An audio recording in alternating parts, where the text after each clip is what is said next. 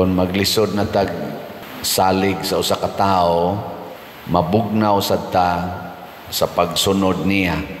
Ug mo na'y gibati sa nagsigig kuyog-kuyog ni Hesus, naglisod na sila sabot sa iyang gisulti niya, murag nakaingon na sila, murag nabuang naman tingali ni.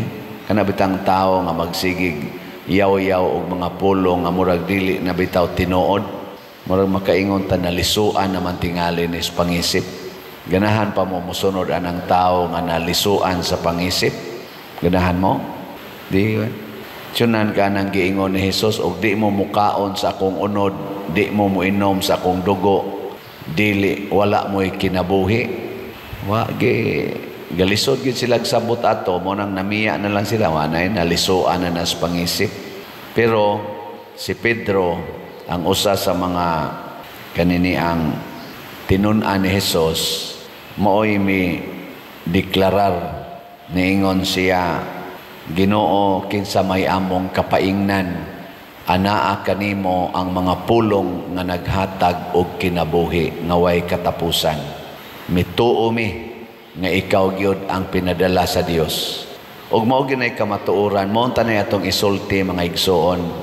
Nanglitan ron, kulatahon kas imong bana, nya kinasal mo, nya moingon ra ang Ginoo, kung tamparuson imong pikas aping patamparos ang pikas, dili man nato masabtan. Pero ayan na lang na siya og analysa.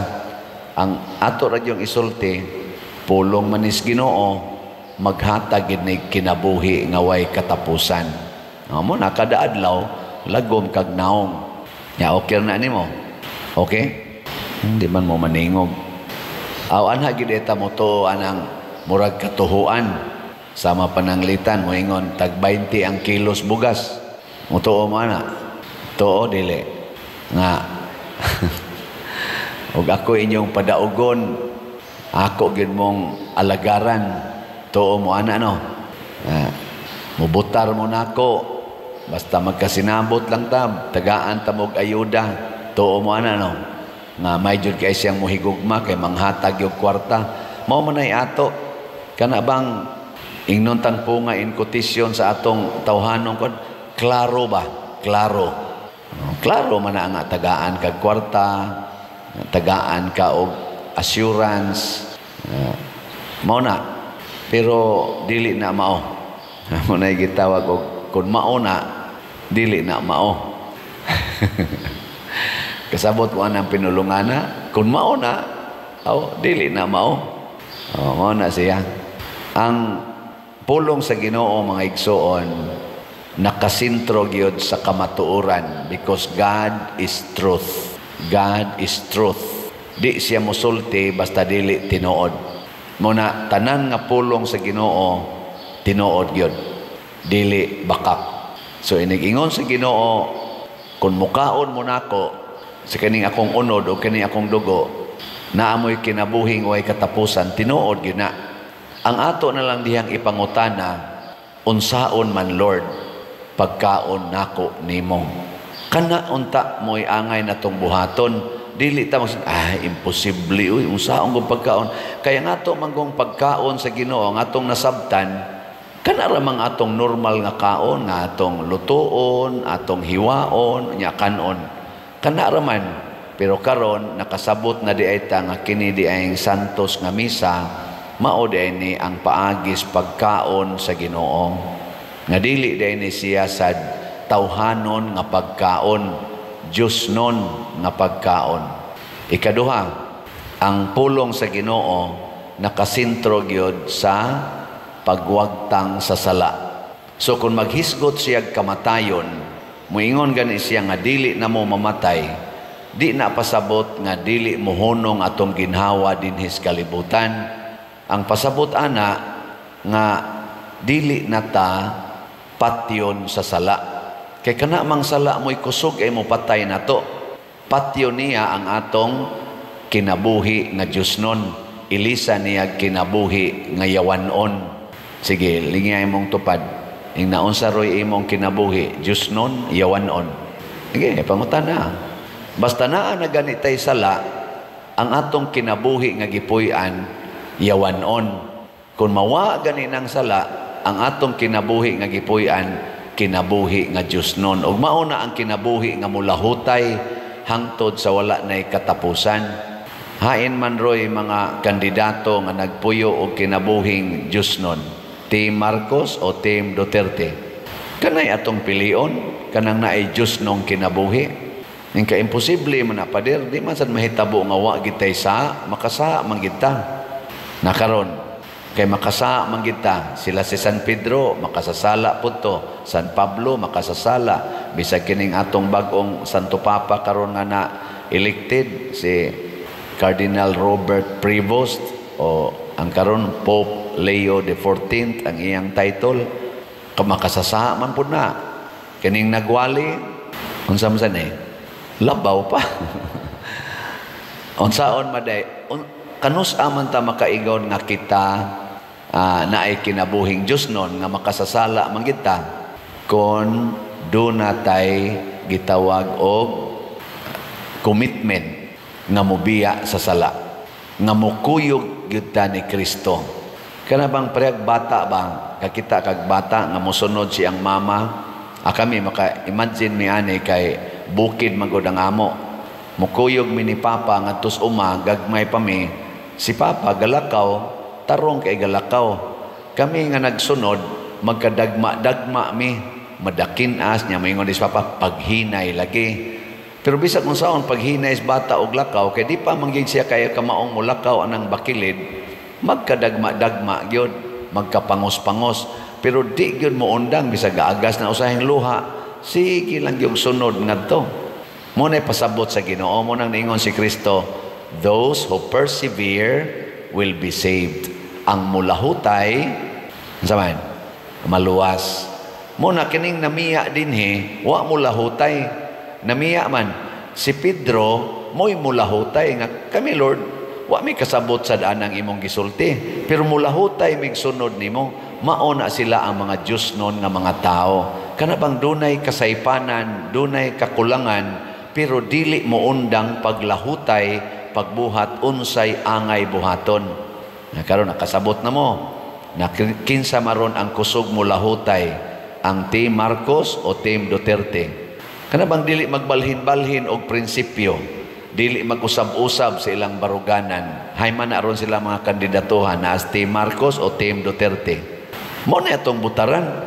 Kaya na may uban niya, gatakli-takli, murag mga langaw puwag lubot. Karon, kani iyang suportahan, kani iyang prinsipyo. Sunod na sang eleksyon, kani na sa iyang suportahan, kani na sa iyang prinsipyo. Mga buangon man na sila. Wa man na yung mga baruganan, di ka maong mulahutay. Kung sa tanom pa na, sa akong papas una, bisang katos papa, usara to siya kasimanas grade 1 or 2 kasimanas grade 1. Nahuman na to, pero doon na to siya mga pasumbingay. Ingon din siya, kung ang tanom, imong sigihag ibot, di gina motobo o di gina makapamunga. Kanang mais ba, itanom nimong mais, niya inigtobo niya, ibto nimo, kay ibalhin na sa nimong tanom, niya inigsugo na sa niya dito, aksyon o panahon, ibto na sa nimo, kay imong sang balhinon, makapamunga ka na. Tubag, mao na yung nana. Maurasad na ang marriage, ang kaminyoon, nga inig kaminyo, gamayng away, buwag dayon, ngita na saglain, niya inig ka tipon, igaway gamay, buwag na sa tipo na saglain, makahimo na siya tinuod nga pamilya. Ha?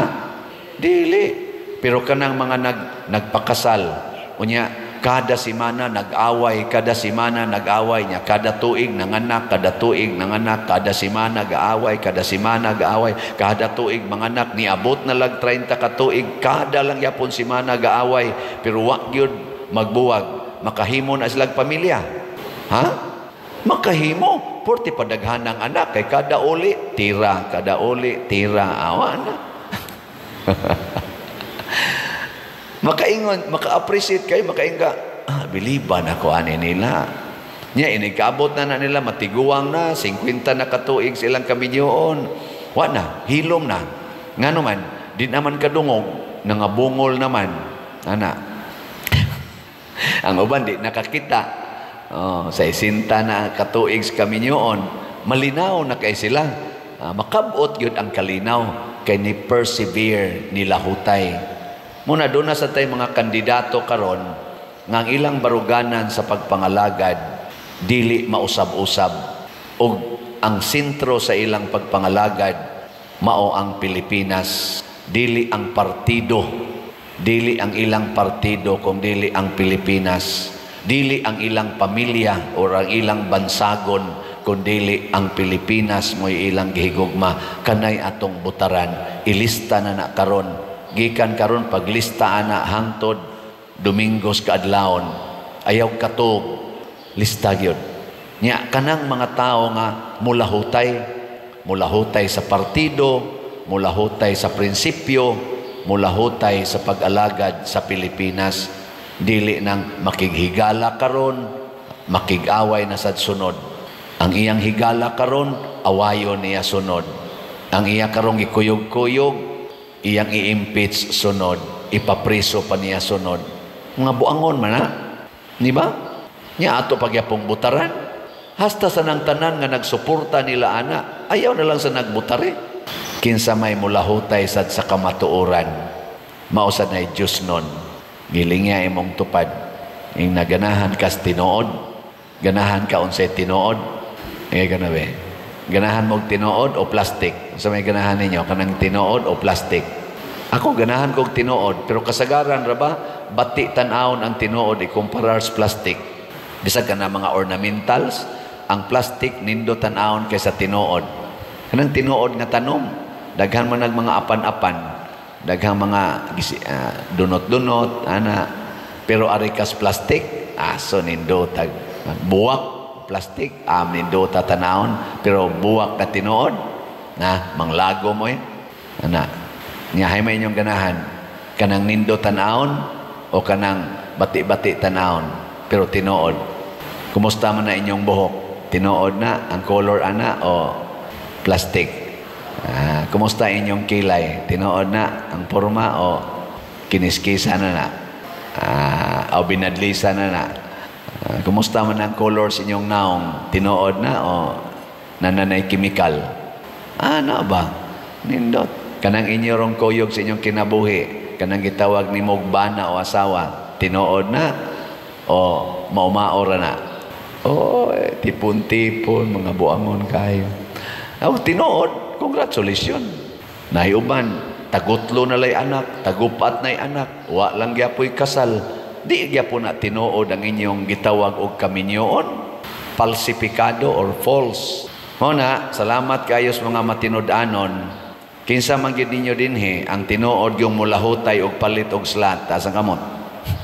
Taas ang kamot ba? Kamong di mo pataas, ato pa dili mo mga Diyos nun. Taas ang kamot. Wa dagi Diyos nun. Modeng hinay kayo ang slat nato, no? Kay daghan day kayo ninyo nga magsigig ingon ako pader no, magsigig yung kog sunod nimo, magsigig yung kog simba nimo, pero papalitag slat, sa mo palit mura ra sa kani mga tao din, ba? Sigig sunod ni Hesus. Pero tanawa si Pedro nga nisunod ni Hesus og mulahutay gyud. Sa unang pagbasa, nahimo sad siyang liwat ni Hesus, giayo niya ang bakol, gibuhi niya ang patay. Pasabot ang gahom sa Ginoo mibalhin ngadto sa nagsunod kaniya. Kana sang inyong pagsigig palit og slat dinhi, for example, ang grasyas Ginoo iya sang ibukbo nganha ninyo. Munang way taong manggihatagon sa simbahan nga nagkalisod ang kinabuhi. Magsigi ra gina siya panghatag kay gideclare man na ni Kristo ang kahoy nga naa nagtubo sa daplin sa sapa sa Ginoo, magsigi ra gina siyag pamunga, magsigig panahon. Muna mahibong ka nga kanang tawo nga manggihatagon, magsigi ra gina siyag panghatag bisan pag tan-aw nimo lisod na kayo yang kinabuhi, naa pa gina siya'y ikahatag. Kay nga naman gisuplayan sa Ginoo. Pero kana mga dawo, bisan pagdaghan na kay na sila grasya, nindot kay na sila pagkabutang, nindot na kaig balay, nindot kaig sakyanan, dako na kaig income, di lang yapon ang manghatag. No. Okay. Lain na sang lingi sa imong tupad, na liwat ka sa Ginoo. Liwat ka? Dili. Kanang wa mo lingi, siguro na ginang di liwat sa Ginoo. So salamat kaayo kay gahapon ning ingon man ko ato nga ang atong haligi para ni Mama Mary 106 na lang ka slots nya tag 100 nya naingon ko tiwasa na lang ni ninyo pag human gyud misa do na dayoy ni dool nako Father ako lay tiwas ato pakpakan na mo na tiwas gyud og palit na sobraan pa og 53 ka slots so imbis 12,000 atong gibaligya na ang total nga halin 12,053 ka slots pakpak na human na niya Father Arnel ato na ning i-close so haligi para ni Mama Mary tanang nakapalit ani malig-on ang inyong pagtuo sama sa kalig-on sa haligi ana usay mo ingong ta sige baligya slot sige baligya slot unsaon ng slot ana ayaw parihar sa na nimo sige kaligo sige kaligo kas sabon kas tubig tingba na lang nagkaligo igdayong kamatay ana ka di kada gyud adlaw na pamangay usay kaduha maligo sa kadlaw kay nga naman sige man jom buling yang ano sige sa tagpalit og slot kay sige sa taghatag og kaayuhan sa atong katilingban karong eleksyon atong iampo kay ang atong kumilik gibatikos og maayo ako lang hinganlan dinhi ang naa social media kanang gigarali si Attorney Glenn Chong kanang propagator anang iyang advokasya for clean and honest elections iyang gi-accuse ang Comelec since 2012 ba to hangtod karon ang Comelec kuno daghag anomalya na ako lang ning gi-highlight kay talagsaon kay iyang gibuhat